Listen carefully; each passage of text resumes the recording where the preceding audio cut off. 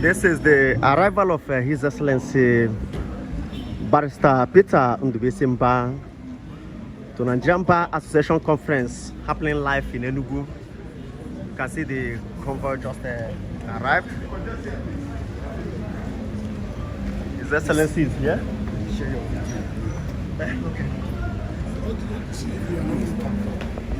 He's here. You can see the Deputy Governor. The Deputy Governor has just welcomed him.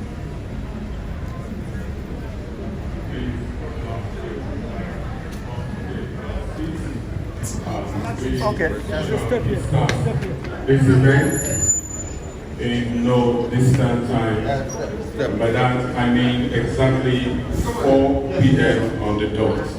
Please take your seats so we can have some quiet.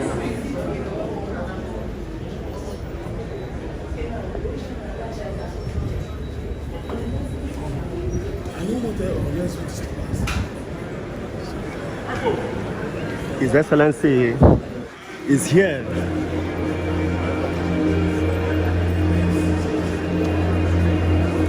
Please, Governor Peter Ndubisimba, be upstanding as we welcome His Excellency, the Executive Governor of Enugu State, Dr.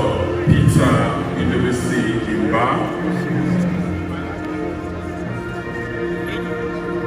You can see the Enugu International Conference Center is filled to the brim.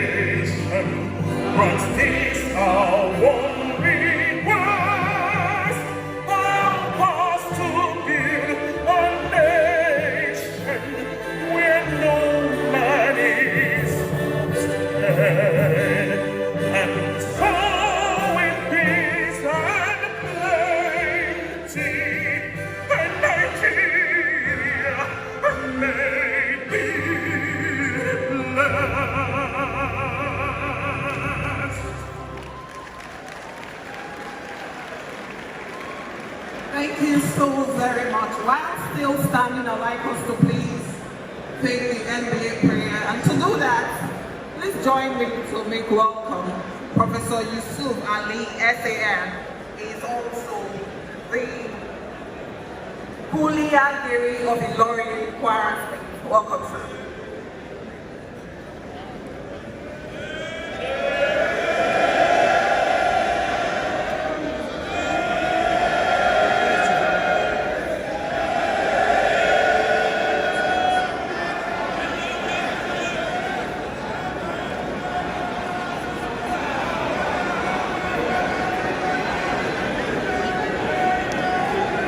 the NBA prayer.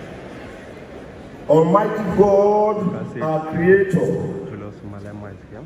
we pray you to be with us in all our deliberations and to direct our endeavors so that we shall continue in all humility to glorify thy name and do that which is right and just for our profession, its members, our fellow men, and our country.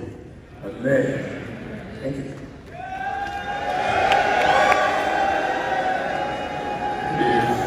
Please be seated.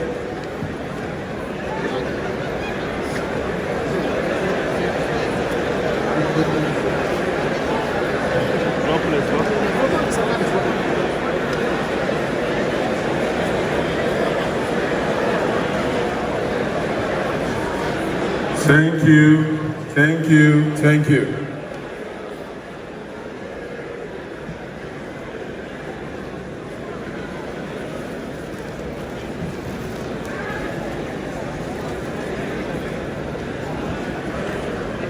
My name is Bright Sonario Tobo. I am a Deputy Director of the Enugu State Ministry of Justice, Department of Public Prosecutions. I will be your anchor for today, and my co-anchor will be Ibiere Emanuela Ekpeste, the National Publicity Secretary of the the Assistant National Publicity Secretary.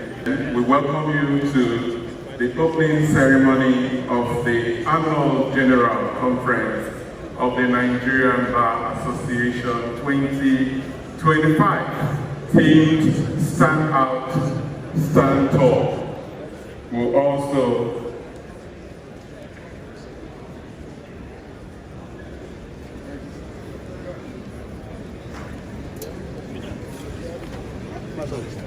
we acknowledge the arrival of the Sultan of Sokoto, His Eminence Saidu Abubakar III.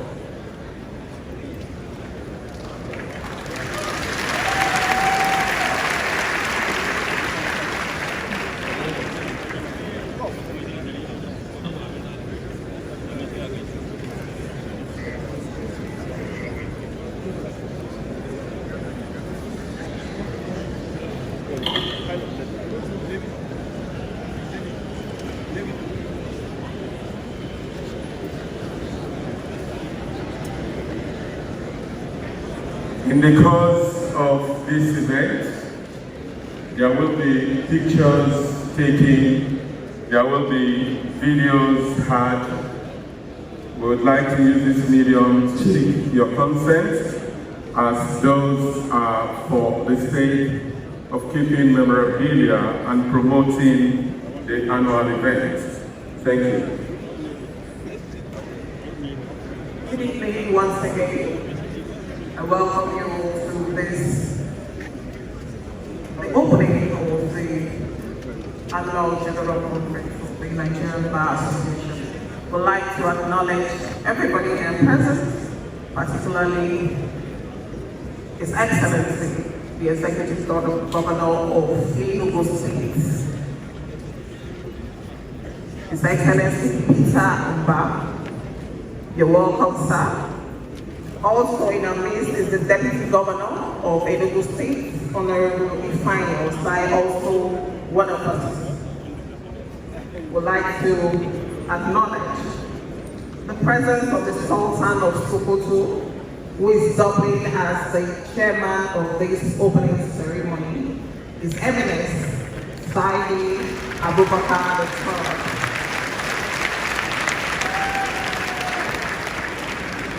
Ladies and gentlemen, also please make welcome the keynote speaker, His Excellency, Comrade Julius fellow Malema. He is the president and founder of the Economic Freedom Fighters. Please let's give him a round of applause. Welcome also the Chief Justice of Nigeria, the Honorable Justice Kudirat Kekere, ably represented. She's ably represented by the Honorable Justice.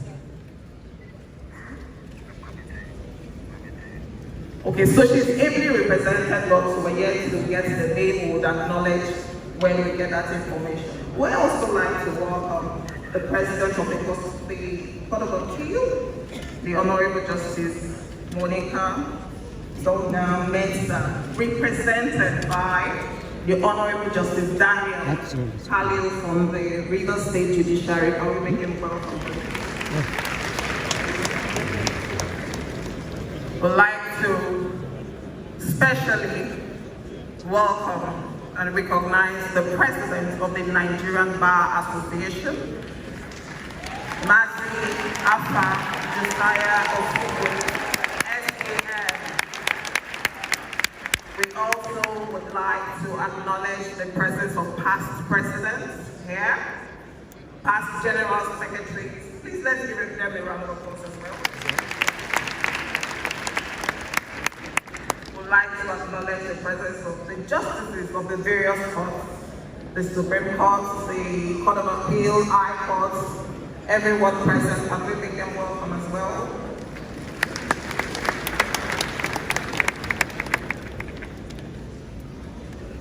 We would like to welcome all our delegates, participants, including those of us watching online. We welcome you.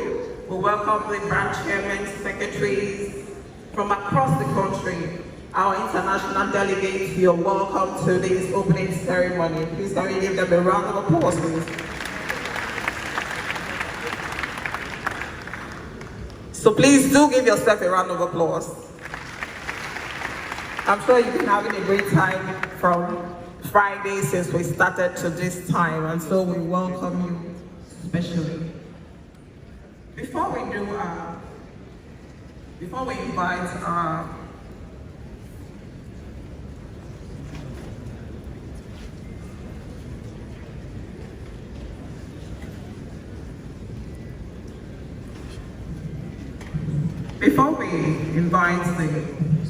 the Sultan of Sokoto, who is doubly as the chairman of this ceremony,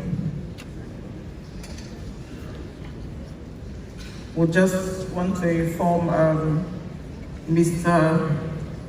Okomendeji Adeyan to please get ready to introduce the Keynote speaker. And so without further ado, we humbly welcome the Sultan of Sokoto for his opening remarks. Please make him welcome. Thank you.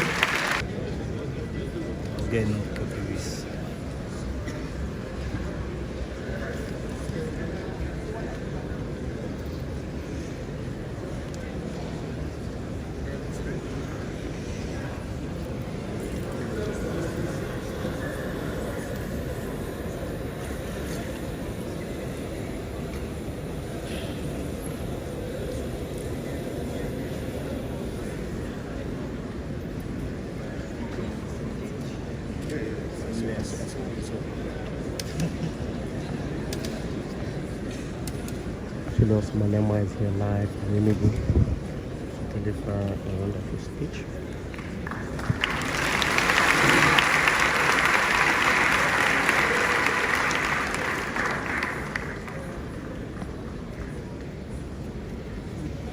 A'udhu billahi minash shaitanir rajim. Bismillahir rahmanir rahim. Governor of Enugu State, the representatives of Chief Justice, President of the Court of Appeal, the President of this special assembly, because he is the only one called President here, this is your constituency, and you've dragged me into it today. Distinguished ladies and gentlemen, I greet you in the best form of greeting. Assalamu alaikum wa rahmatullahi wa barakatuhu.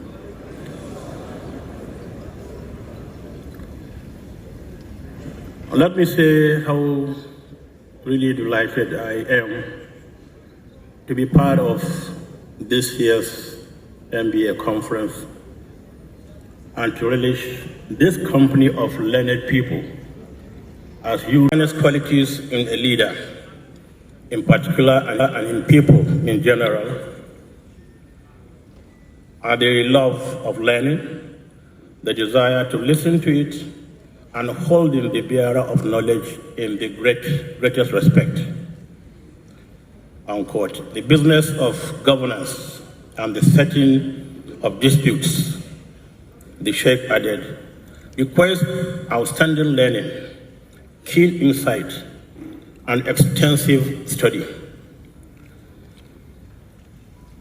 As the adopted and coerced chair of this occasion, and other distinguished learned people here, you can see why I would be very, very comfortable in this learned ambience and facing all of you.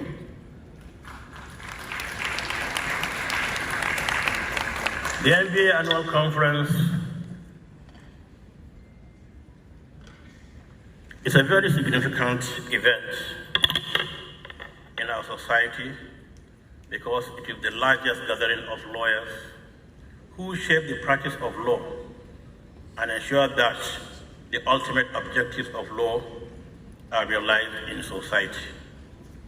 Law, as you know more than I do, is crucial to society because it maintains social order by setting standards for behavior, promotes justice by protecting rights, enjoying duties, and providing a framework for resolving disputes, and facilitates economic and social progress by providing a predictable environment for transactions and enabling social change through legislation. Without good law, societies risk descending into chaos, as there will be no established way to govern relationships, enforce rules, or ensure fairness and accountability. Understand that the theme for this year's conference is to stand out and stand tall. And when I say tall, no matter how short you are very tall.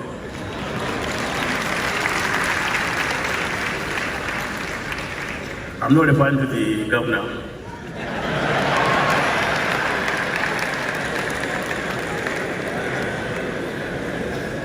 I would like to believe that by this theme, you wish to deliver on the expectations of society on your professional mandate. This is spot on.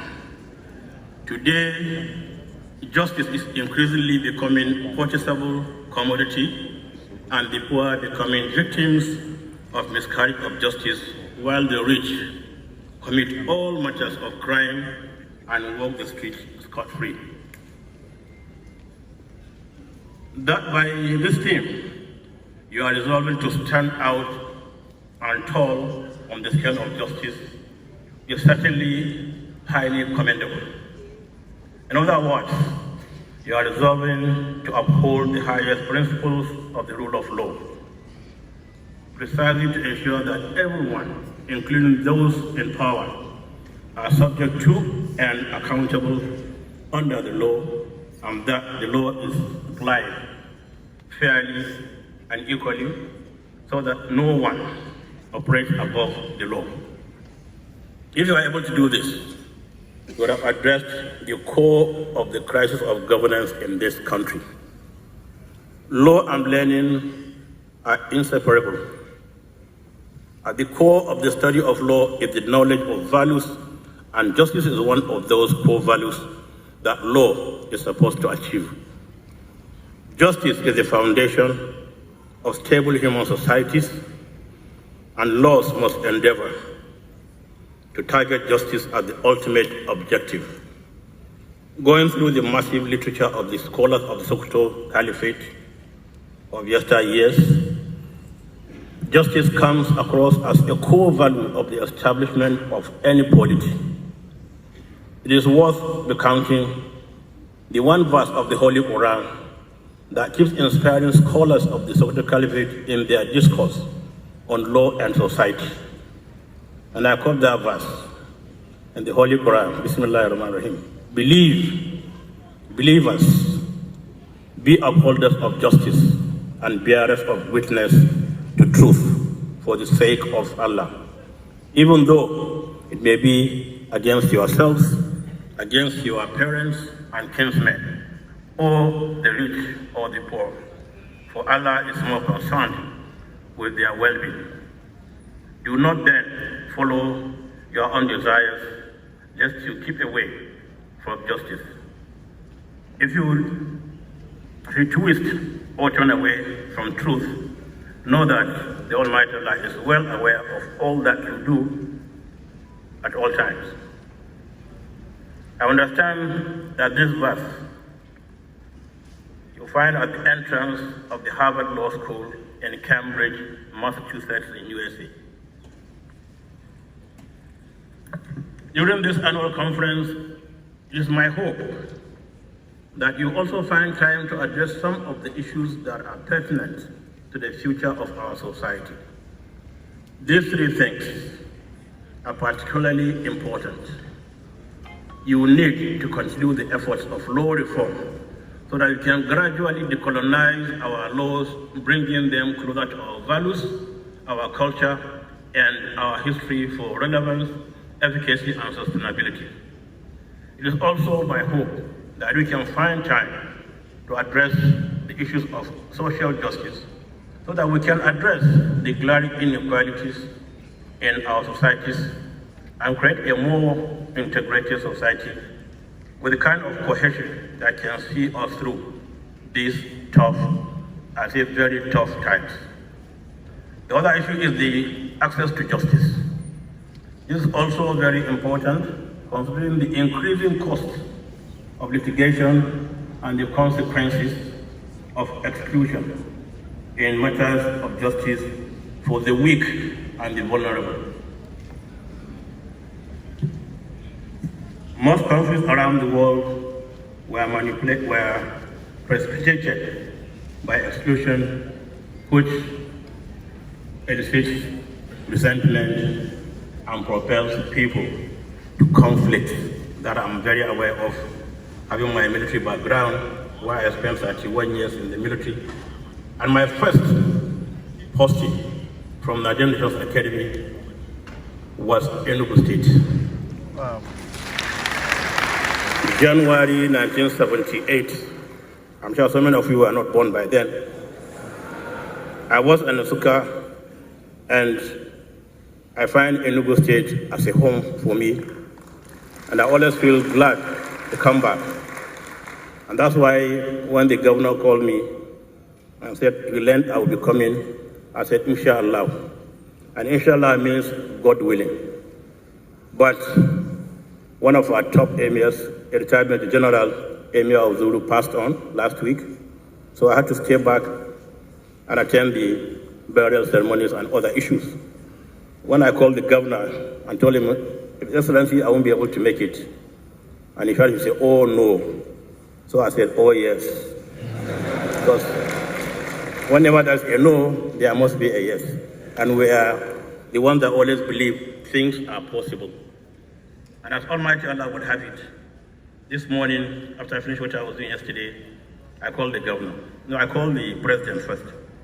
I said, "Guess what?" He said, "When I say I'll be coming, inshallah, this afternoon, since the opening is at 4 o'clock, I will get a plane to bring me, wait for me, finish my 2-hour program, and then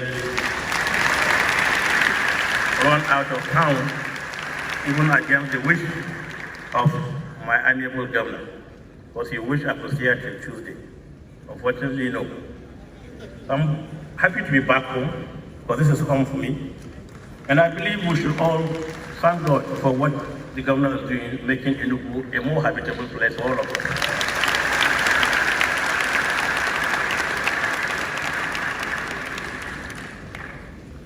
And as I said, I'm home. The governor of Enugu State. And I remember some 5 years ago, I visited Enugu at the invitation of the then governor, Buru. And I had a very good time going around Nsukka, my own city where I started work. And definitely, I really felt accepted, welcomed, loved, and I felt I shouldn't even go back to Sokoto. That's the Nigeria we've had some 40, 50 years ago. We must bring that Nigeria back. And you are the ones. You are the ones here who will do that very hard work, because you are the ones who interpret laws in the courts and whatever. I'm happy to be here. I thank Almighty Allah that I'm able to make it. And I thank all of you and thank the President who personally came to Sokoto to invite me. And I'm happy I have not disappointed you. I have not also disappointed my own governor. So let me wish you a very engaging and fruitful conference. We look forward to reading the communique. We look forward to reading the communique. We look forward to reading the communique and implementing it. That's one of our big problems in Nigeria. We do not lack very good policies and whatever. What we lack is implementation. So you here must swear by the laws you all know about. We will implement whatever you come out with. And with this, I thank you for listening.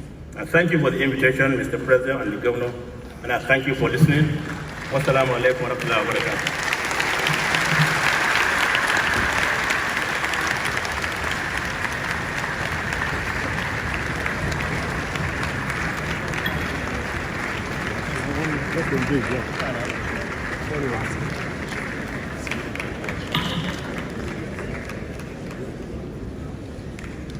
Can we give another round of applause to the Sultan of Sokoto? We are grateful, sir. We're happy to have you here with us. As I was telling Mr. Bright Isogo that if he was not in this kind of environment, I probably would have asked him for a selfie. But of course, I can't do that here. This is my very first time of seeing him. I'm sure there are a lot of us like me here. Thank you so much, sir. So earlier, while we're doing the introductions, I announced that the Honorable Justice Daniel Kaliu was from the Asaba division. No, from another division, but he's actually from the Asaba division. Thank you so much, my Lord. He has forgiven me for saying that. We also like to welcome in our midst the Chief Judge of Enugu State, the Honorable Justice A.R. Ozo Emena. Can we give him a round of applause, please? Also with us is the President of the Customary Court of Appeal, Enugu State, the Honorable Justice G.C. Unamani. I'd like to acknowledge the presence of the Deputy Governor of Benue State, is Dr. Sam Ode Emena. He's also one of us. With us also is the representative of the Chief of Defense Staff, the General Officer commanding 82 Division, who doubles as the Commander Operation Udo Aka, Major General O.S. Olatui. Can we welcome him, please?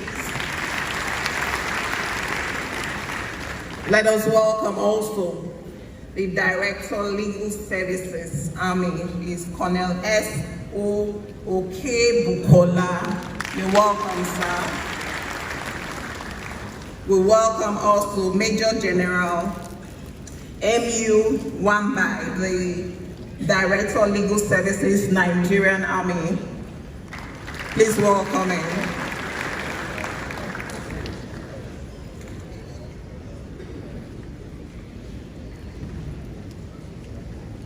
We'd like to welcome, for the welcome address, the chairman of the Nigerian Bar Association, Enugu Branch, VC Odo Esquire, for 2 minutes. 2 minutes.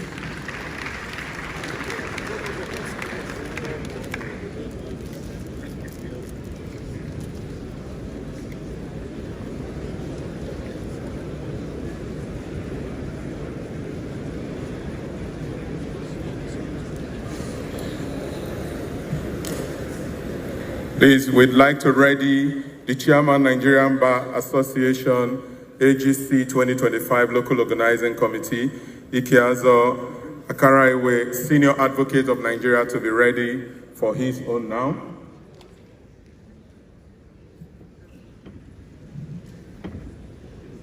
Your Royal Highness, the Emir of Sokoto, the chairman of this occasion, the Sultan of Sokoto, sorry my lord, the Sultan of Sokoto, I am so sorry my lord. Your Excellency, the Governor of Enugu State, Dr. Peter Simba, and his deputy, my brother Ifanye Osai, Mr. President of the Nigerian Bar Association, I and my lords here present, I pray Mr. Chairman to permit me to stand on existing protocol. There is hardly a better moment to be happy than this rare privilege to welcome the who is who in Nigeria, in the legal profession and the guests from the global community. This conference in Enugu tells an uncommon story of what disciplined, principled, wisdom, vision, strong and knowledge-driven leadership can do. I pay glowing tribute to our indomitable President, Mazi Afam Josiah Osigwe, and the National Executive Committee for leading the bar in Nigeria with competence, selflessness, capacity, integrity, and honor. Mr. President's leadership has made members of the Nigerian Bar Association heroes of the rule of law and democracy in Nigeria. If it was business as usual, this conference would not hold in Enugu. In bringing the annual general conference to Enugu 22 years since the last one held in 2003, the leadership of the bar and the annual general conference planning committee wrote, and I quote, "Consequently, and in alignment with the overwhelming position of NEC and the broader AGC, that is the broader membership, we are compelled to relocate the 2025 annual general conference to a state where constitutional democracy remains intact." End of quote.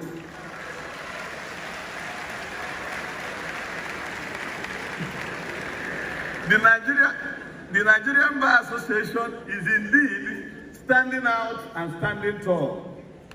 No less worthy of praise is our pace-setting governor, His Excellency Dr. Peter Simba, who has not only made it possible for democracy and the rule of law to flourish in Enugu State, but has made Enugu the conference capital of Nigeria.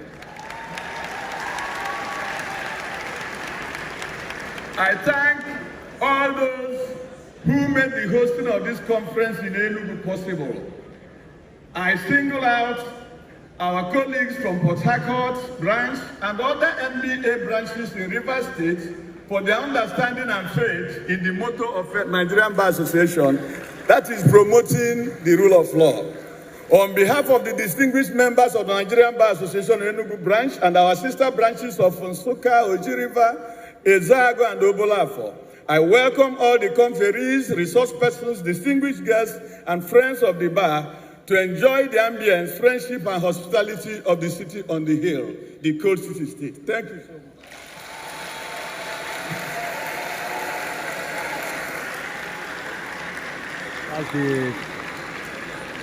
much. We'd like to welcome the Chairman, Nigerian Bar Association 2025 Local Organizing Committee, Ikeazo Akarewe, Senior Advocate of Nigeria, for his welcome address. 3 minutes.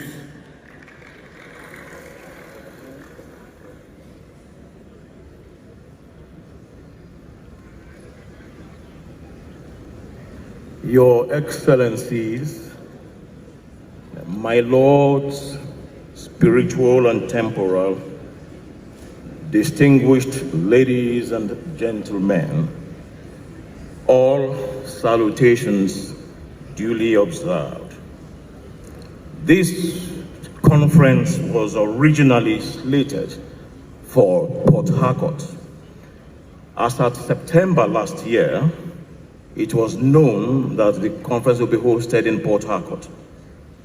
However, it was shifted to Enugu in April this year. Between April and now is 4 months. I'm in the government. We would not have been here but for this International Conference Center, which is the best in the country. We thank President Afam Osigwe for the courage in appointing Enugu the host of the conference. The decision of the president of the NBA to move the conference from Port Harcourt to Enugu in the face of the egregious decision to appoint a military administrator of Rivers State will go down as one of the most courageous decisions by a president of the NBA. We thank the chairman of the CPC, Dr. Emeka Obegulesen, for his exemplary leadership. In view of the shortness of time between April and now, I am the first to admit that there will be some lapses in the organization here and there. And I apologize on behalf of my LOC for any lapses. But we just request you to remember that 4 months to do this job was really short, whereas others have more than 4 months. We give thanks to the Almighty God who has helped us greatly. I would like to conclude by to just let you all know that Enugu is a beautiful city, one of the most beautiful in the country. Enugu was founded in 1908. And Enugu means on top of the hill. It's actually Enugu, on top of the hill. And it was a huge farmland. The villagers from the surrounding communities used to climb up the hill to farm in Enugu. Unknown to them, the black material which used to come out of the soil as they farmed was coal. But the British colonialists, as they went through the nation, they traversed the nation, they observed that black solid stuff and realized it was coal and began to mine it. And the coal attracted so many, and the city of Enugu came into being. The earliest suburb of Enugu is known as the coal camp. And the port in Port Harcourt was built to export the coal in Enugu. And the port was named after Mr. Lewis Harcourt, the secretary of the colonies in England. We welcome you. Before I sit down, I must recognize President Mrs. Hairat Balogun, who is one of our leaders at the bar, the first woman to be General Secretary of the bar. And how can I sit down without recognizing a former chairman of Council of Legal Education, one of our most senior lawyers? Certainly, he was called to bar before I was born. J.H.C. Okolo, S.A.N. He turned 90 2 days ago. It was 92 days ago. You're welcome, sir. And whenever I go to Ghana, they welcome you with the word Akwaba, which means welcome. In the southeast, we welcome with the word no. May I just request you turn to your neighbor on the right, on the left, and say no to your neighbor. No.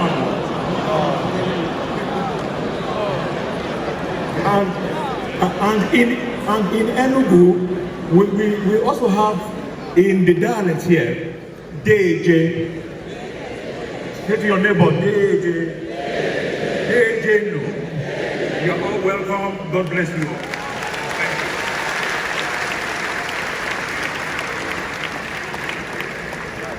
Quickly, we'd like for the welcome address, the Chairman, the Annual General Conference Planning Committee, Chief Emeka Ebekelu, Senior Advocate of Nigeria.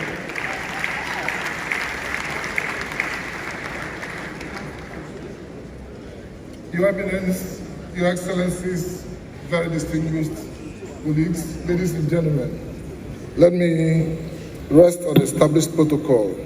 It is with profound pride and a deep sense of purpose that I welcome you all to the 2025 Annual Conference of the Nigerian Bar Association.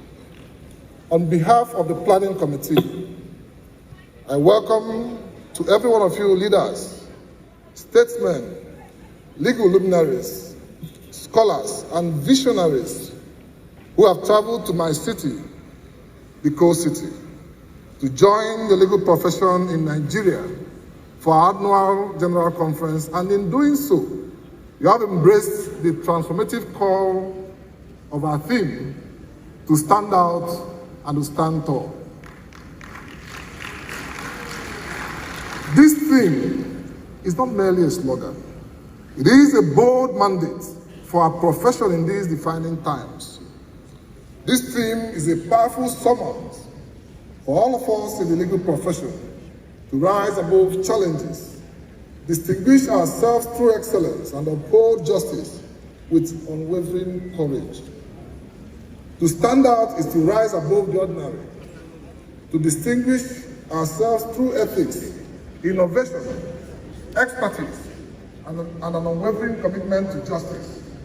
To stand tall is to embody resilience, integrity, and courage, holding firm to our principles even when the path is steep. As we gather here from August 22nd to 29th, the conference challenges us to redefine what it means to be legal professionals in a world that demands clarity, accountability, and transformative leadership. We are here to redefine the role of the law in shaping a just and equitable future, drawing inspirations from the leaders among us who embody what it means to stand out and to stand tall.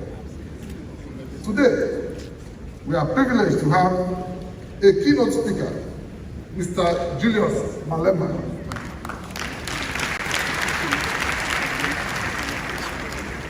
The South African parliamentarian and global voice for social justice, equity, and good governance.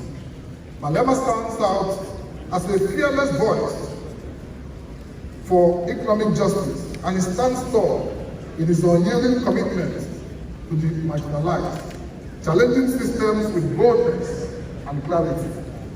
At a time when our democracy demands renewed courage, principled leadership, and bold ideas, Mr. Malema's insight promises to challenge our perspectives, and inspire us all to stand out and to stand tall. Distinguished ladies and gentlemen, when we reached out to Julius Malema to present this keynote speech, he made only two requests. One is that we must book an appointment for him to visit President Olusegun Obasanjo to convey the gratitude of South Africans to him for the assistance given to them during the apartheid regime.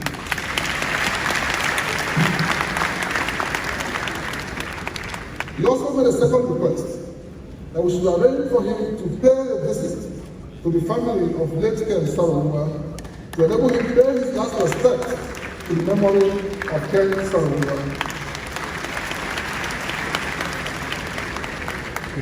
Enugu means different things to different people. For me, 042 holds memory of my formative years. From Sacred Heart Secondary School to Ekulu Primary School to College of Immaculate Conception, CIC.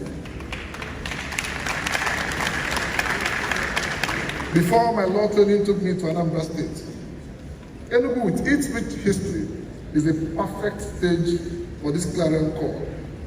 Just like the resistance against colonial oppression during the 1949 coal miners' strike in this city, Enugu has long stood out and stood tall in the face of adversity.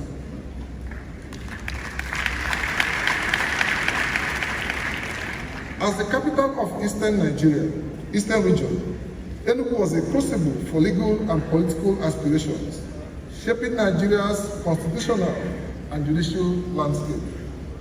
Today, Enugu is home to the pioneering Faculty of Law at the University of Nigeria, Enugu campus. Enugu continues to stand as a beacon of legal excellence. Hosting this conference here is therefore a testament to its legacy of resilience and leadership, inspiring us to embody the theme in our deliberations.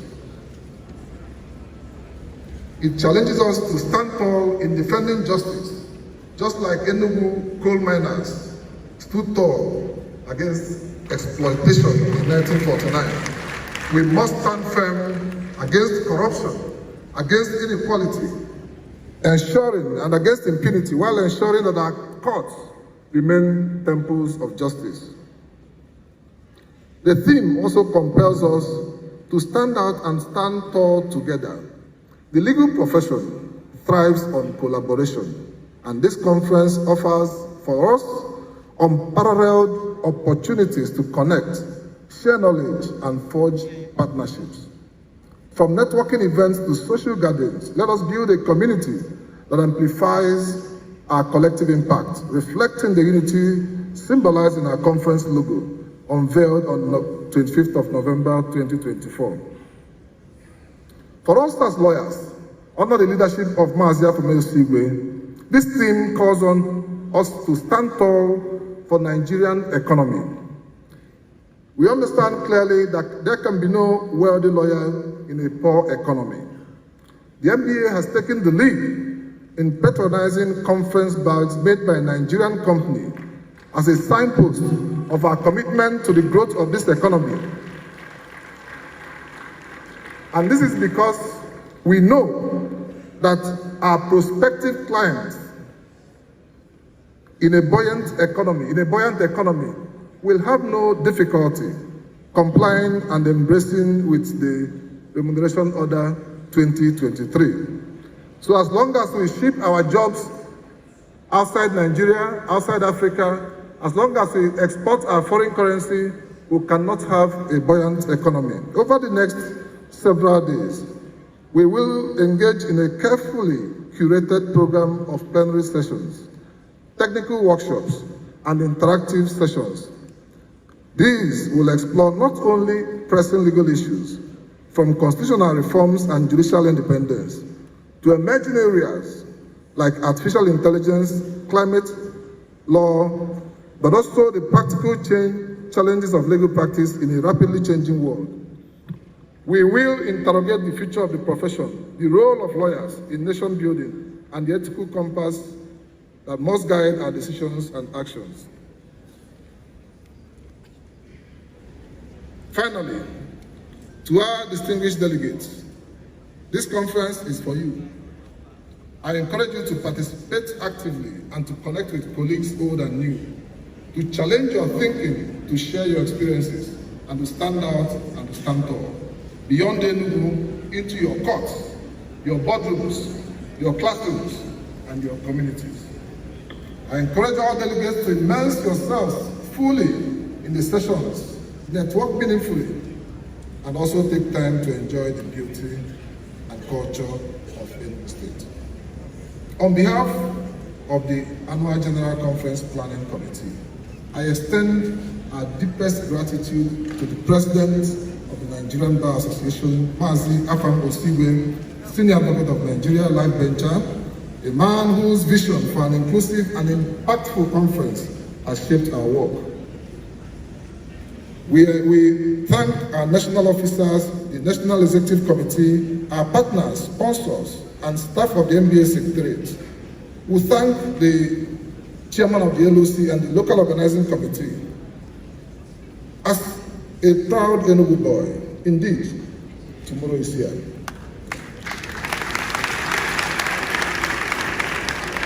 We thank the man who has demonstrated the power of transformative leadership. Governor Peter Mba planned and executed this conference with us. He set up an interministerial committee. For the first time in MBA conference hosting, the governor set up an interministerial committee with mandate to support the seamless execution of the conference program with logistical support that are invaluable. Your Excellency, we are grateful. You did not support us because you're a lawyer. You supported us because you understand the economy of conferences, and that by supporting us, you are supporting your state. We encourage your the guy is vision, interpreting, and we thank you for the support. that are not hearing. Your Excellencies, distinguished ladies and gentlemen, on behalf of the planning committee for this conference, we offer our unreserved apology for any defect you might have observed in the plans leading to this conference. We are mere humans. They will appeal to you to find a place in your heart to understand that it took 4 months in a city that has never hosted conference for the past 23 years. What the team and the governor did is nothing short of miracle. I urge us to keep standing out and to keep standing tall. Thank you very much, and the best wishes.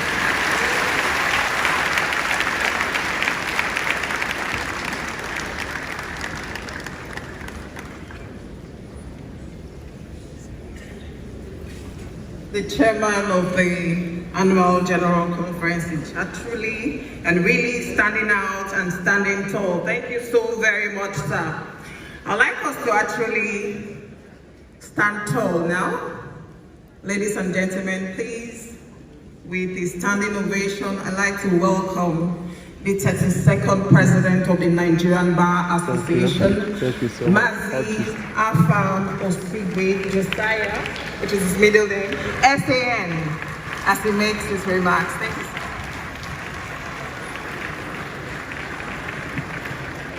Thank you so very much. Please sit. I would have loved to adopt the already established protocol because Mr. Julius Malema, our Keynote speaker, has to leave here this evening in a short while because he has to catch a plane back to South Africa.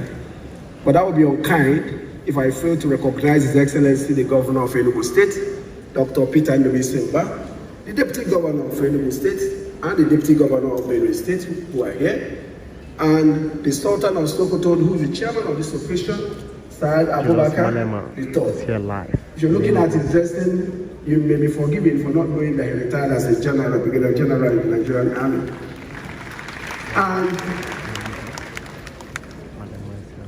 And Mr. Malema, our acknowledge is some more when I present my answers. And distinguished colleagues, please, everybody is special to us and you're duly recognized. But I must also personally recognize the GOC 82nd Division, General Oti Olato, yes, who is also here in his personal capacity as well as representative of the Chief of Defense Staff. All protocols are hereby duly adopted. I address you with great honor and joy at this opening ceremony of the Nigerian Bar Association Annual General Conference, here in the historic and lively city of Enugu. Enugu is fondly referred to as a cool city. It is a treasure trove of history, culture, and natural beauty. It is a city built on hills and surrounded by crouching hills. Breathtaking waterfall, intriguing caves, scenic beauty, and some of the best local eateries for serving Oba, Abacha, Achicha, Fio, and many other local delicacies. Of course, not to be forgotten are the Udi, Enugu Ezike, and the Bwetiti Park wines. Enugu holds a special place in the country's development, playing a significant role in the coal mining industry that once flourished here. The city's legacy of resilience and transformation inspires us as we gather under the theme of this conference, Stand Out, Stand Tall. The city is known for standing out and standing tall. On the 18th day of November 1949, the city witnessed the Kulere Massacre, also known as the Eva Valley shooting. On that day, a British superintendent of police, F.S. Philip, who I'm sure may go down in the Hall of Infamy, commanding several British and Nigerian police officers, ordered the shooting of unarmed and protesting coal miners of the Eva Valley Gold Mine, who were on strike. 21 striking miners and a bystander were shot dead. The miners were fighting for wage arrears, owed to them for a period of casualization. The ethnic, regional, and even class divisions in Nigerian society were temporarily set aside and supplanted by a collective momentum to do away with British rule.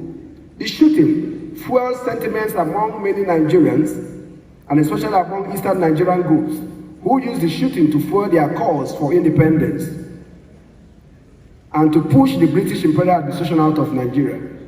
According to Ndukense, and I quote, the radicals and the moderates, the revolutionaries and the stooges, the bourgeoisies and the workers sang their differences, remembered the word Nigeria, and rose in revolt against evil and inhumanity. The Eva Valley coal miners made tough choices to redefine themselves, enduring challenges to emerge stronger. The theme is more than a slogan. It is a charge to stand out, to be visible, not for show, but for service, excellence, resilience, dedication, focus, perseverance, and service to prosper. To stand tall is to uphold dignity, integrity, and honor, even when the odds are stacked high and difficult decisions must be made in the best interest of the legal profession and the country. Standing tall means being unbending in our defense of the rule of law, equity and justice, and being principled in the face of power and unwavering in our pursuit of national progress.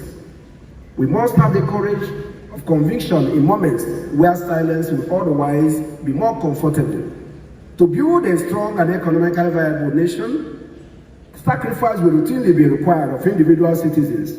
We must do this when others are mediocre. This is a call we must embrace. Dear compatriots, leadership, as we say, is not a popularity contest. Competent leadership requires understanding of issues, vision, and the courage to make decisions that will help to take the people from one situation or place to a surpassing one. It requires forward thinking, focusing on development projects that will position our country as a global city. The show of that will position our country as a global city. The show of decisive or determination may be misunderstood if the leader decides to chart a course or disparate direction to a desired exceptional future. Leadership must stand out by crafting solutions that unlock Nigeria's potential and stand tall by making the tough decisions. As Sheikh Mohammed bin Rashid Al Maktoum said, try to achieve the impossible and direct your people to ways of achieving it. Stand out, stand tall is therefore an inspirational call to the legal profession to lead with distinction, sacrifice, determination, and resilience. It challenges us to rise above ordinary, deliver excellence, and make the difficult decisions necessary to secure Nigeria's future. For Nigerian lawyers and leaders, standing out means pioneering innovative solutions for justice and economic progress. Standing tall means embracing tough choices, enduring their immediate challenges, and trusting in their ultimate benefits. We must be seen as spectators, not as spectators, but as leaders in the movement to revive Nigeria's economy, restore public trust, and reposition our country for greatness. That is what it means to stand out. That is what it means to stand tall. No economy ever stood tall on imported effort. Indeed, no economy stood out in mere consumerism. Let the conference inspire a fresh resolve that in every courtroom, boardroom, chamber, and community we touch, we will lead with excellence, with courage, and with vision. At this defining moment in our nation's history, where our democracy continues to evolve and our economic realities challenge us daily, we must collectively ask, how can the legal profession stand out in rebuilding confidence in our institutions? How can we lead national conversations that truly matter? It is for this reason that we are honored to welcome our keynote speaker, Mr. Julius Malema, the President of the Economic Freedom Fighters of South Africa. We'll get there. He's eager to let us listen to him. The choice of Julius Malema as our keynote speaker is born out of his unwavering and consistent advocacy, challenging Africa to rethink its economic destiny by advocating economic emancipation and social justice. It is a privilege to have Mr. Malema as our keynote speaker. He comes with many years of fearless advocacy for economic freedom. Mr. Malema has shaped South Africa's political landscape by championing the marginalized and confronting systemic inequalities through the EFF. His call for bold, often painful decisions offers a powerful lens for Nigerians' aspirations. His push for systemic change in South Africa urges us to ask, how can our legal system empower entrepreneurs, protect workers, and ensure equitable access to opportunities? His advocacy for economic freedom speaks directly to the urgent conversation we must have in Nigeria. Whether one agrees with his methods or not, his consistent call for Africans to own their economies, reclaim their dignity, and define their destiny resonates deeply with our theme. His presence here today reminds us that the legal profession does not exist in a vacuum. We are part of a broader African movement, a movement for economic sovereignty, justice, and true independence. We eagerly anticipate his insights on how the legal profession can drive economic transformation through tough but transformative choices. Nigeria must make serious decisions for economic growth, and this include anti-corruption measures, regulatory overhaul, investment in infrastructure, technological innovations and digital literacy, diversification of the economy. These decisions may inflict pain and will inflict pain, disrupting established systems, challenging vested interests, and requiring sacrifices from citizens, institutions alike. However, history shows that such decisions,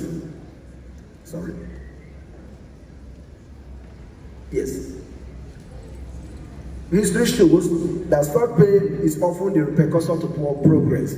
By enduring short-term challenges, Nigeria can achieve lasting improvements, a thriving agricultural sector, a transparent economy, and an environment where every citizen has a fair shot at prosperity.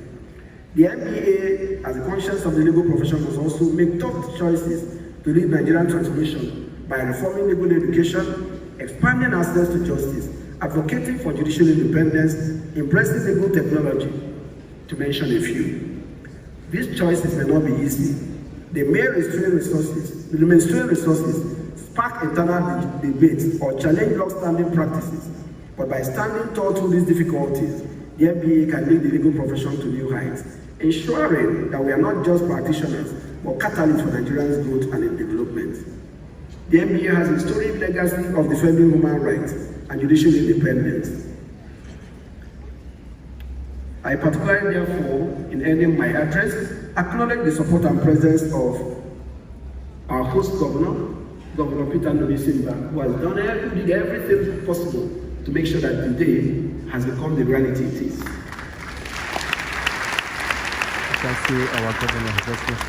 And I also thank His Eminence, who at great inconvenience to himself, having been traveling between Sokoto and Zulu to condole with the family of the late Emir of Zulu, took a last-minute decision to be here and made a wonderful presentation that I believe has inspired others. It inspired me. Your Eminence, we're very grateful. And numerous other dignitaries who have made this day the beautiful day has become. We can't thank you enough. I once more warmly thank our distinguished keynote speaker, whose bold decision for economic justice and African unity will help set the tone for conversation on how we confront Nigerians' economic challenges. I extend my heartfelt gratitude to the NBA Annual General Conference Planning Committee, the leadership of the NBA Enugu branch, the local organizing committee, and all the other branches in the Enugu State. Your dedication has created a platform for us to reflect, inspire, and act. Over the next few days, we engage with thought leaders from law, governance, economics, technology, and civil society, encourage us to participate in this city, inspire us to embrace the difficult decisions like the Eva Valley coal miners, that we unlock Nigeria's economic potential and strengthen our profession, knowing that the pain of today will yield the prosperity of tomorrow. May our deliberations be bold, our resolutions transformative, and our commitment to justice unwavering. I welcome you all once again to the 2025 Annual General Conference of Nigeria. Let us stand out. Let us stand tall. And let us move Nigeria forward. Thank you, and may God bless all of us. That's the President of Nigerian Bar Association, Barrister Osigwe. Please, another round of applause for that. Straight from the heart talk.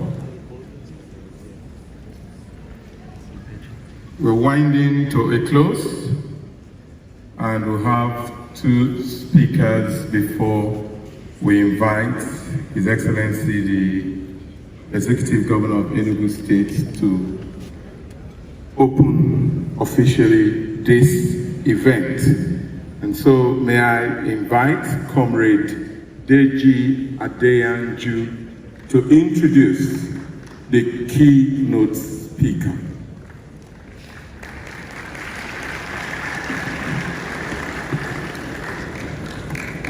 Good afternoon, everyone. First, let me appreciate His Excellency for making our time to join us here today, and also the Executive Governor of Enugu State and leaders in the profession, all protocols duly observed. My job here today is very simple and also very hard at the same time.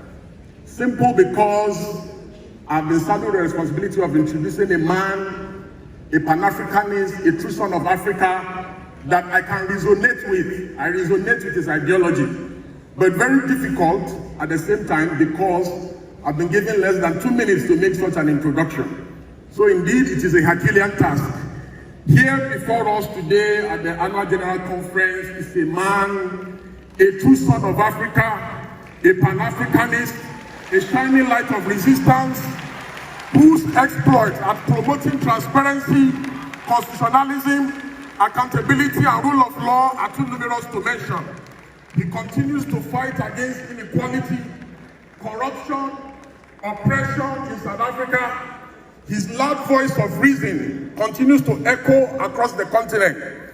He continually agitates for South Africans to see Africans as their brothers and not their enemies. He is a powerful voice, not only in South Africa, but on the continent and globally. Julius Malema is our keynote speaker for the annual conference, and he brings his wealth of experience as a resistance and a movement leader in South Africa. He was the former president of the ANC Youth League, and he is the current president of the Economic Freedom Fighters in South Africa, a movement and a political party that resists oppression and corruption and continues to challenge unconstitutionalism in South Africa. His sacrifices in South Africa and the continent has come at great cost of arrest, persecution, and intimidation. But Julius Malema continues to stand tall. Join me as I welcome this true son of Africa, this Pan-Africanist, and a man for all seasons, Julius Malema.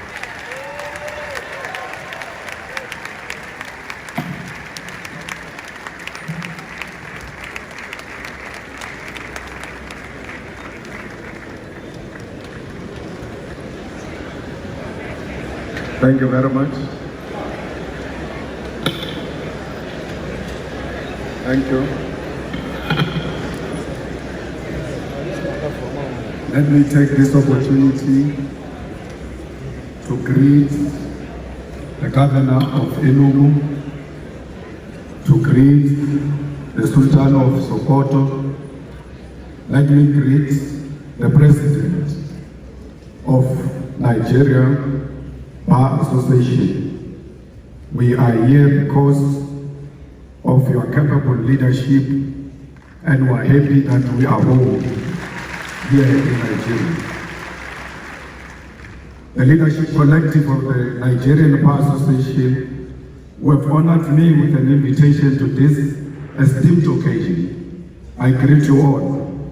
I further greet all members of the Nigerian Bar Association who are present here today, representing the legal fraternity of this great country, which remains a friend and ally of South Africa and her people. I'm humbled that you saw it fit to invite me to give an address to annual general conference, and by extension, that you saw it necessary to invite the EFF to give this keynote address. I imagine it was not easy for a group of members of the law profession to reach consensus on who will address them, because your profession by nature is one of robust debate and contestation. So I understand here today. I stand here today proud because I know I'm a product of a robust debate and agreement by people who find it difficult to agree amongst themselves. Comrades and friends, the link between the legal profession and the cause for liberation cannot be separated. Because just like us, you are instruments of justice. While we wage our battle for freedom in the picket lines, through activism, protest, and participation in governments, it is you, the members of the legal profession, who interpret the laws we make, who practice the justice we seek to achieve, and who fight tirelessly for those who cannot defend themselves in the courts of law. It is a profession characterized by sacrifice, intellect, and a commitment to interpretation of the past in order to achieve justice, fairness, and victory in the present and future. For the activists, we have a history and dialectical materialism to guide us into leading society towards a better tomorrow. And for the legal profession, you have indigenous law, common law, case law, the Constitution and statutes, and objective reality to achieve not only personal victory, but to establish collectively laws that will govern others for decades to come. Our duty, however, and primary responsibility is not to maintain laws simply because they exist as they are today. Our duty is not to be instruments of injustice and neocolonialism. It is to be agents of change, and this demands of us to be brave enough to identify unjust laws, speak out, and form part of those that work tirelessly for our judiciary to be of service to our people. I say this not to encourage anarchy or lawlessness, but to draw us back to the difficult truth and reality that at times the laws has been used as a weapon of oppression. It has taken lawyers and activists to walk side by side, hand in hand, to stand up against laws that perpetuate the undermining of the dignity of the people. And we must all be alive to this history and this possibility today. This becomes even more important for us as Africans, because for centuries, our very existence has been unlawful in the eyes of the oppressor. Our indigenous laws have been treated as inferior to Roman Dutch law or English law. To be an African has meant that for generations we are not worthy of the laws and the rights that make us human beings. And for that reason, it was legal to abuse us, to enslave us, to steal our mineral wealth and oil, and to destroy and kill our heritage, history, and even our lives.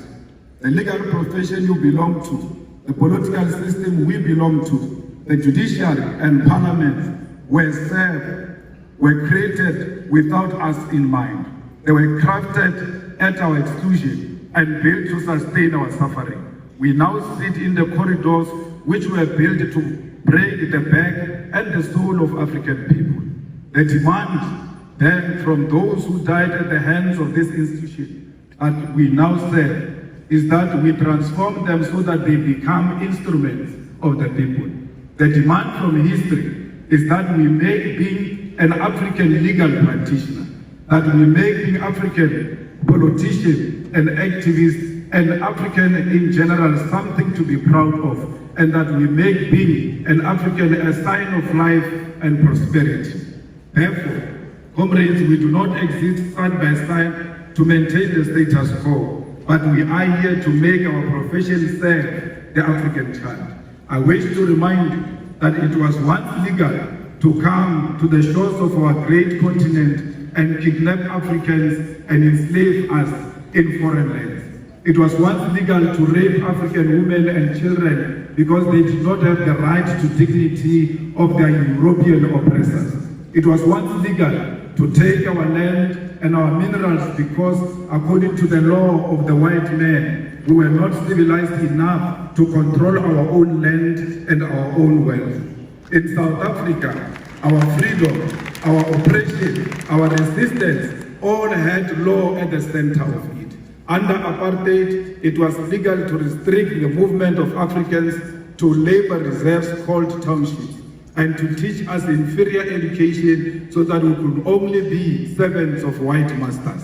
All of those problems were legal, and it took brave men and women to say that if the oppression of Africans is lawful, then such a law is unjust and must be opposed. Today, as our continent is troubled by corruption, leaders who utilize state machinery to sustain their rule at the expense of the poor and the African lives in abject poverty, a question we all ought to ask ourselves is whether the time for the legal profession and the activists to once again stand up for what is right. We must all ask ourselves whether the time has not once again arrived for liberation to be achieved against the sale of our nation to recolonization, and whether this fight must not begin by reimagining our laws for the better.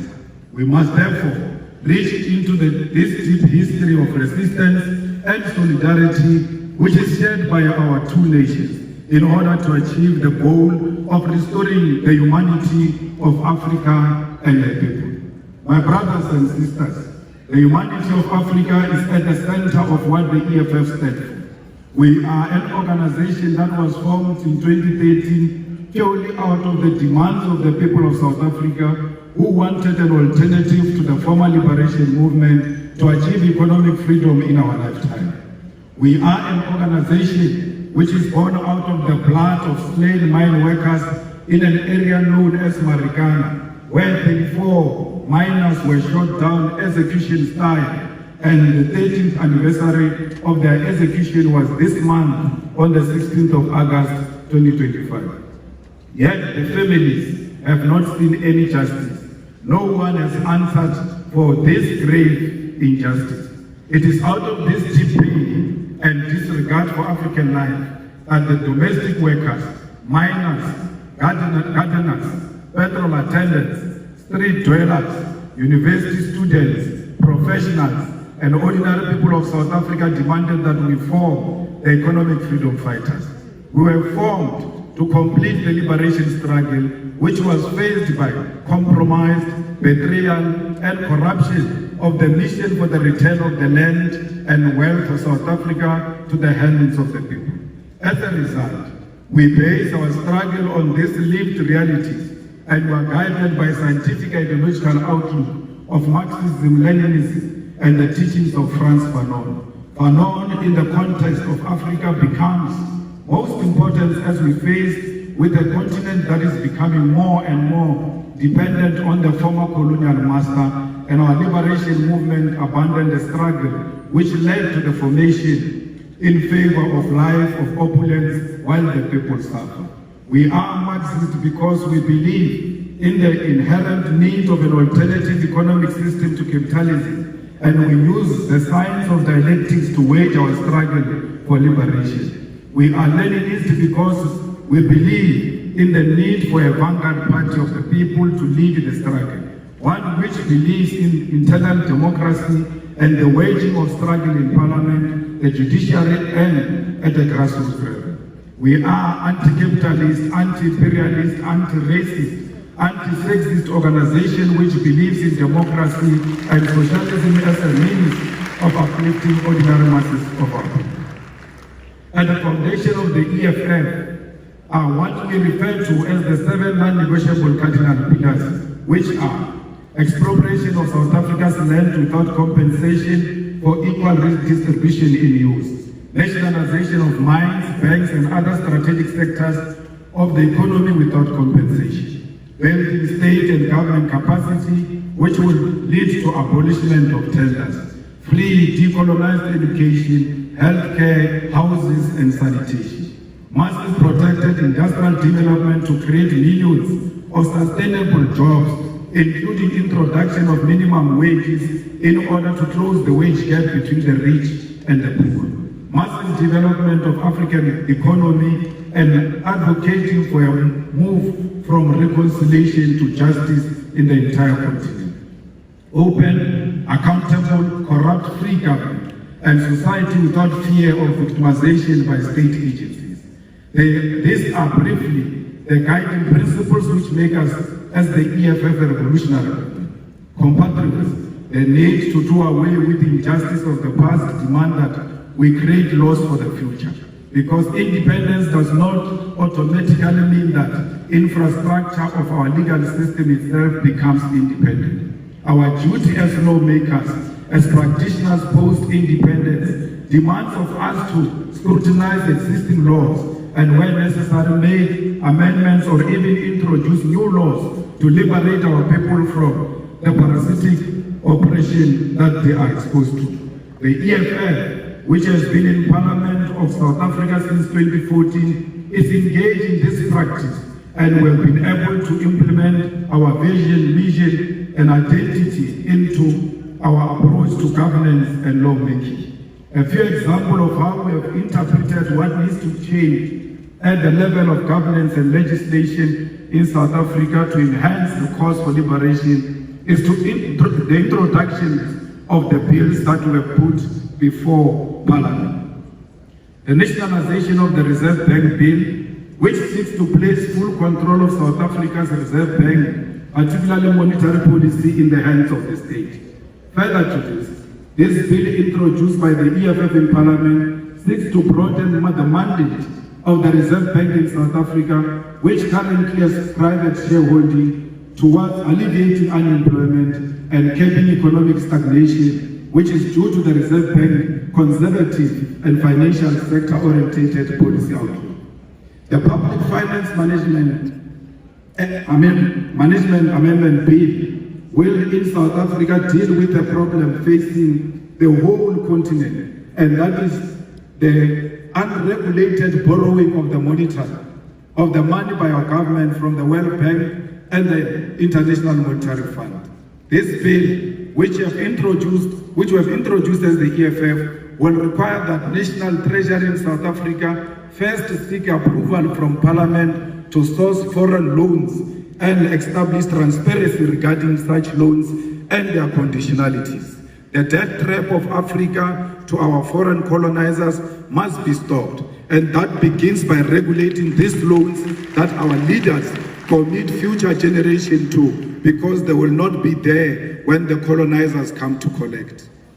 The Student Debt Cancellation Bill is a piece of legislation introduced by the EFF to ease the debt burden of young students who cannot access their qualification, seek employment using their qualification, or pursue postgraduate studies because their qualifications are withheld due to debt. Student debt is an obstacle to the youth who have no source of income because they cannot access their degrees, and equally cannot generate a source of income because they cannot prove that they are qualified due to their qualification being withheld.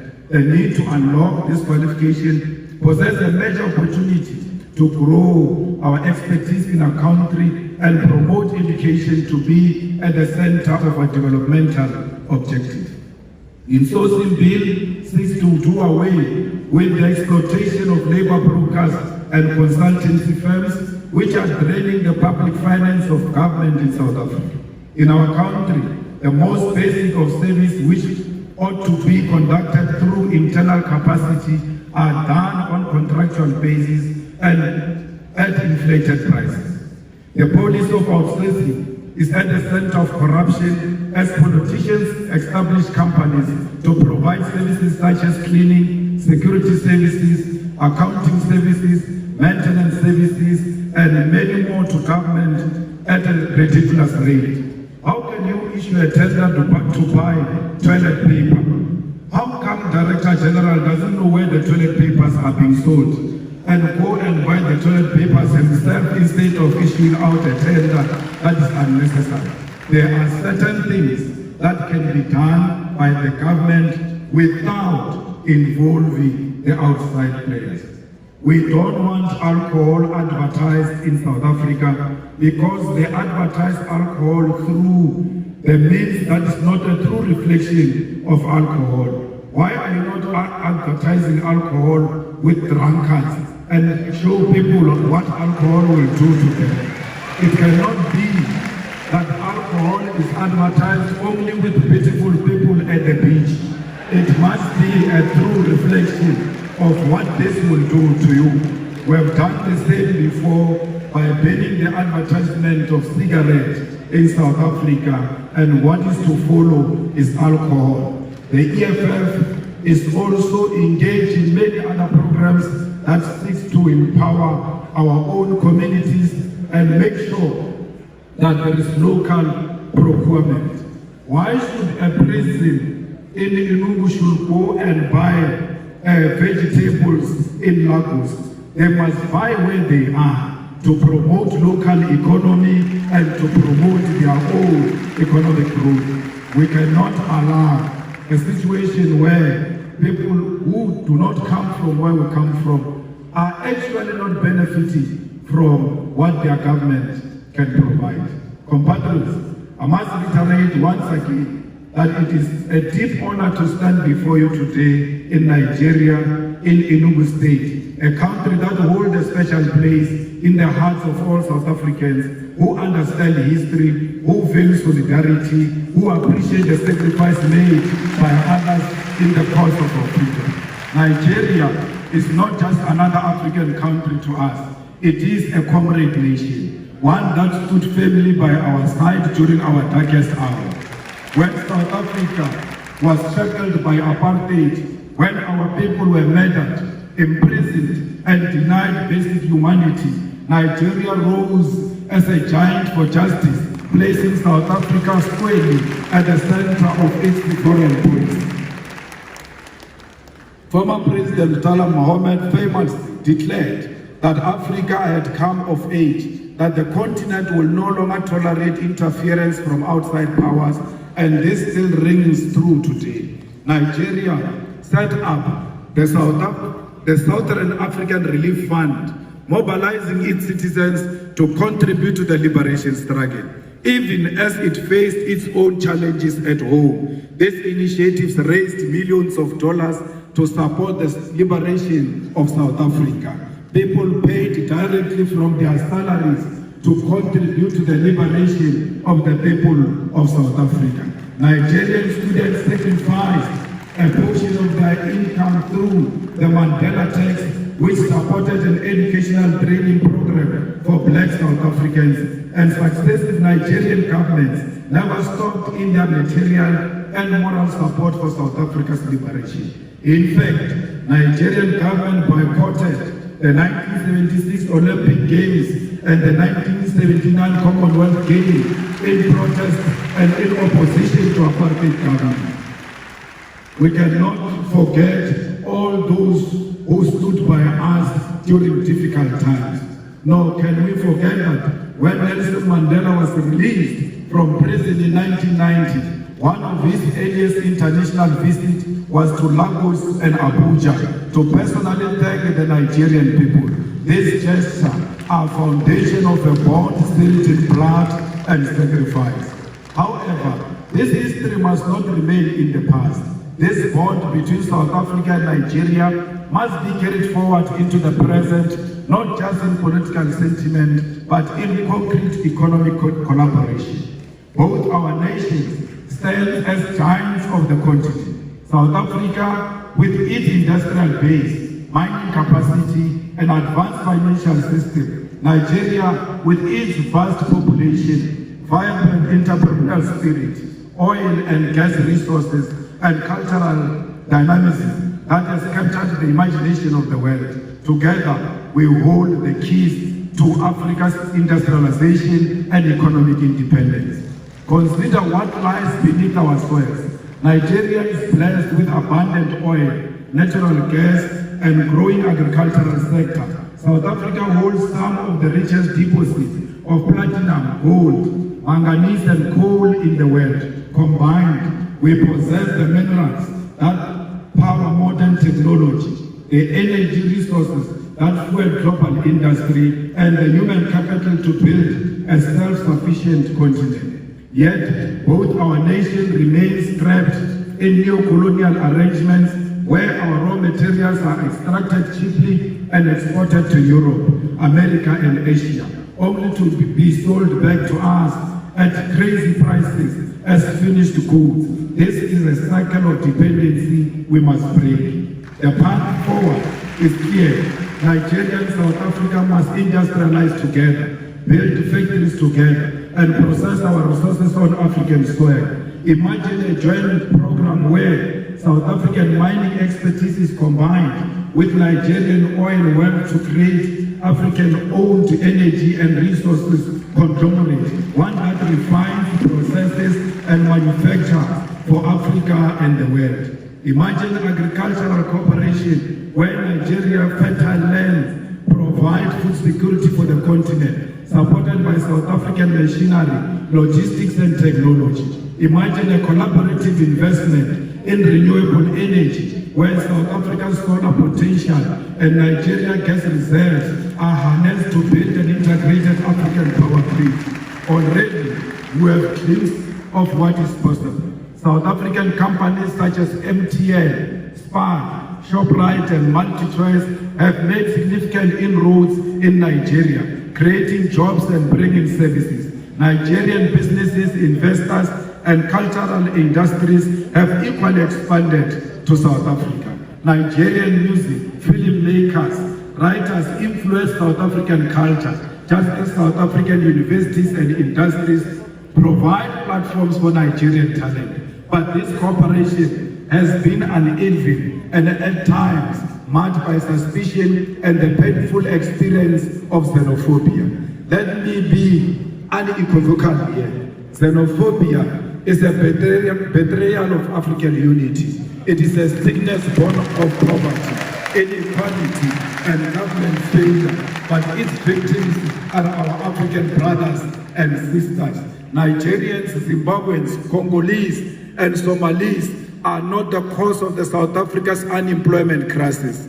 The cause lies in the untransformed economy of South Africa, which remains in the hands of white minority and multinational corporations who continue to exploit labor while refusing to industrialize. Attacking fellow Africans diverts anger from the real enemy, and we must educate our people that unity, not division, is the solution to the African crisis.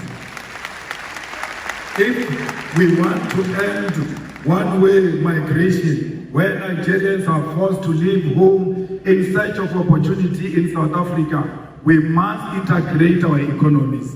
Young Nigerian engineers should be able to work in Johannesburg, Gaborone, Windhoek, Harare, Cairo, and Accra, not as foreigners, but as Africans contributing to Africa.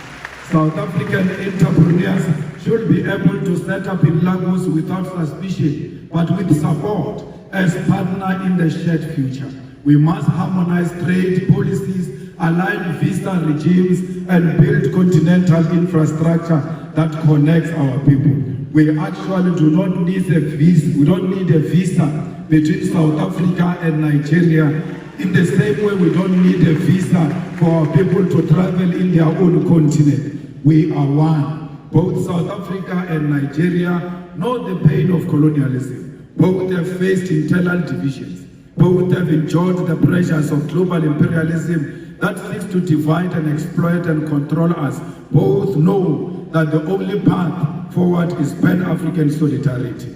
We must reject the illusion that our salvation will come from Washington. London, Brussels, or Beijing. Our salvation lies here in Lagos and Johannesburg, in Abuja and Pretoria, in the hands of Africans who refuse to be divided.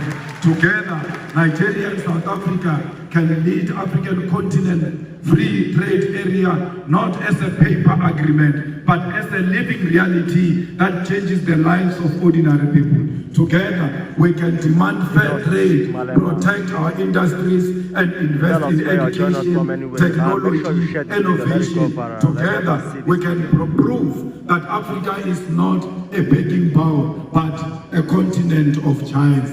We must prove to the whole world that we are not xenophobic, we love one another. Black people are not loved in Africa and are not loved outside Africa. We have a duty to love ourselves and show the whole world on how it must treat us. We cannot treat each other badly and expect other people to treat us much better. How you treat your own brother and your own sister, it's how you teach others outside how they must treat you. The unity of our continent is paramount, and we must never associate with any xenophobic agenda that perpetuates the divisions in South Africa. Solidarity is what we need for each other. My comrades, as I close, I want to state that as Africans, our fight has never been confined to the borders. From the very beginning, the struggle of South Africa against apartheid, we knew that suffering of one oppressed people anywhere in the world is the suffering of all oppressed people everywhere.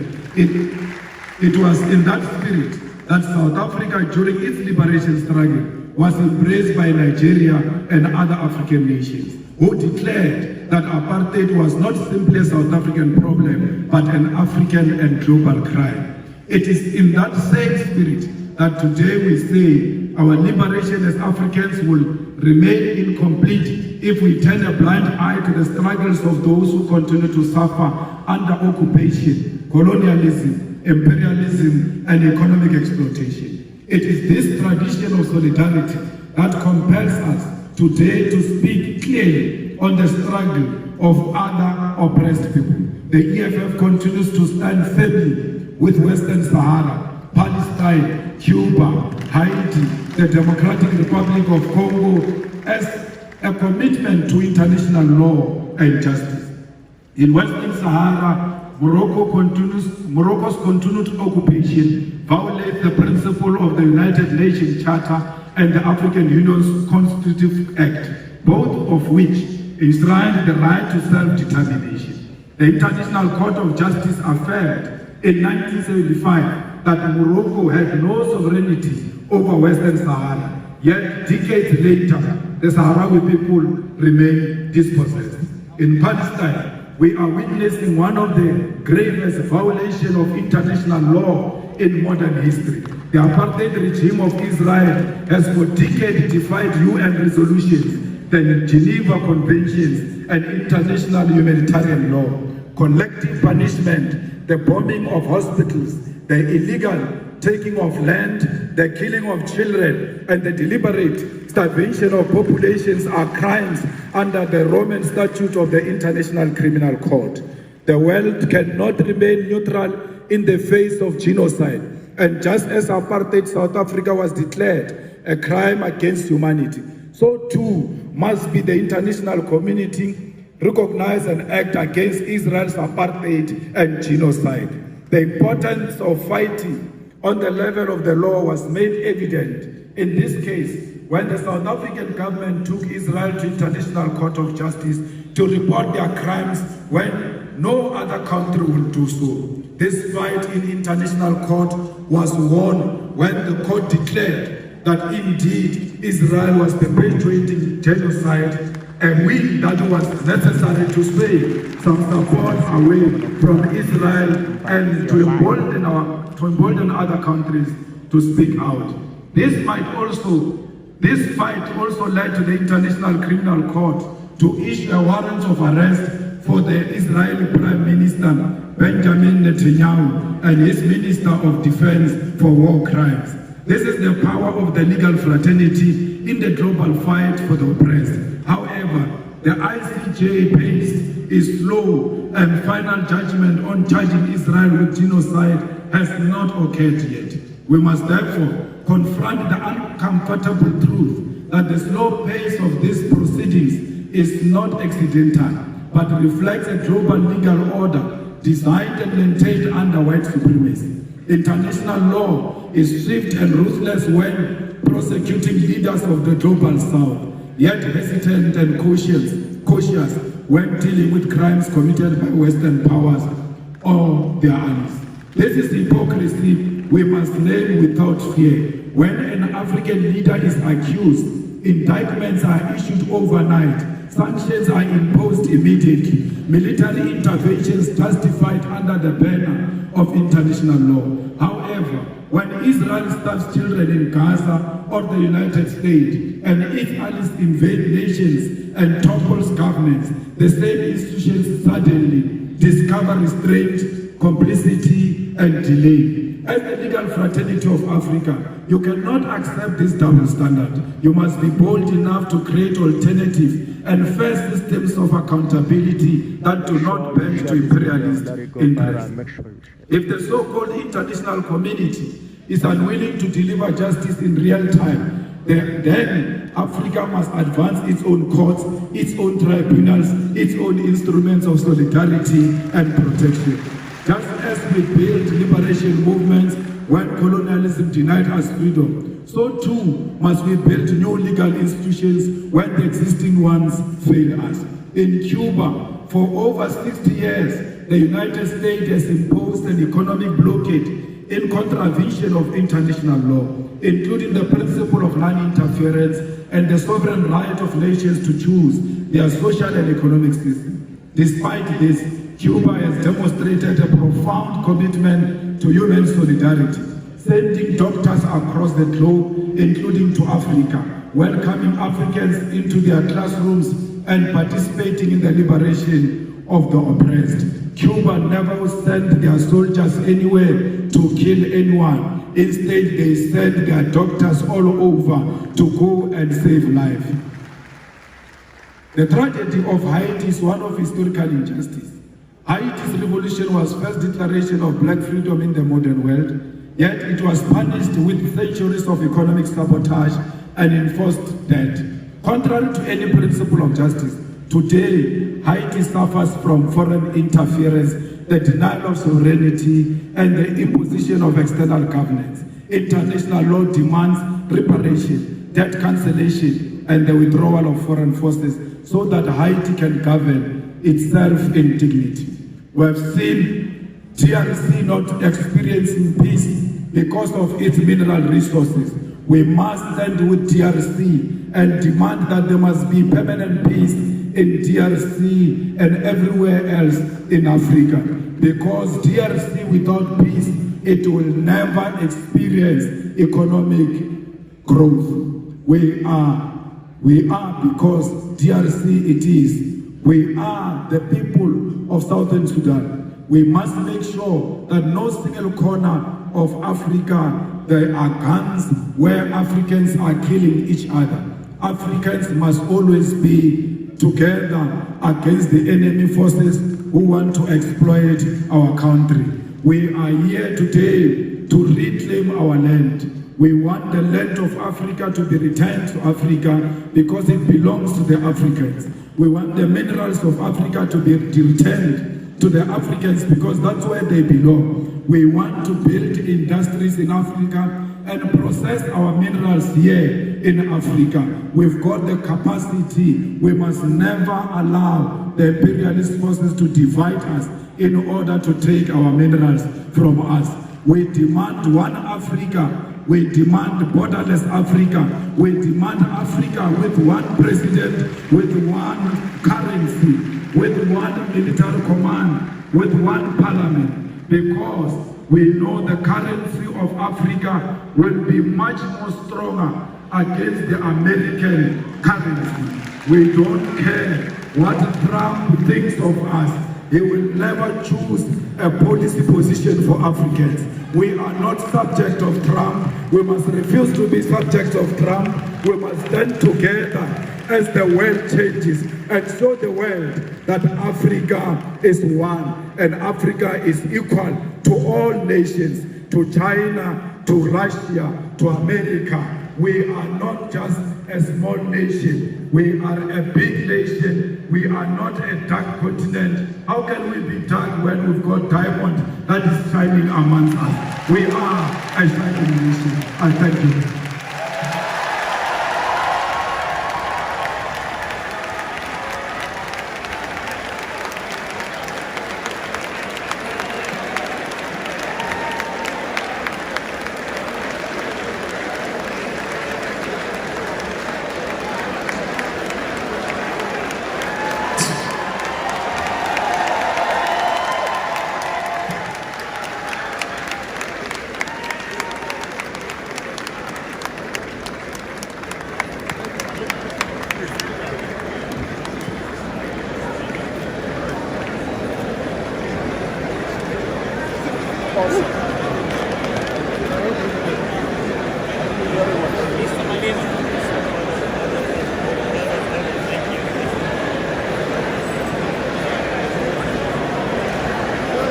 Don't go anywhere. Make sure you subscribe to our Movie Community TV.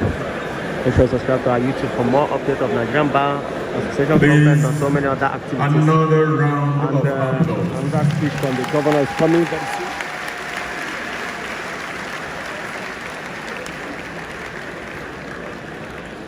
We're pleased to have in our midst Her Excellency Gil Lever, Officer of the British Empire, Deputy High Commissioner, British High Commission, Abuja. Please put your hands together for her.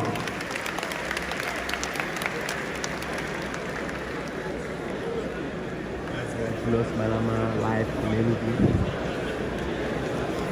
Ladies and gentlemen, please can you give him another round of applause? Awesome. Thank you, Comrade Deji, for that very powerful introduction. I now have the honor and privilege to announce our next speaker. Ladies and gentlemen, please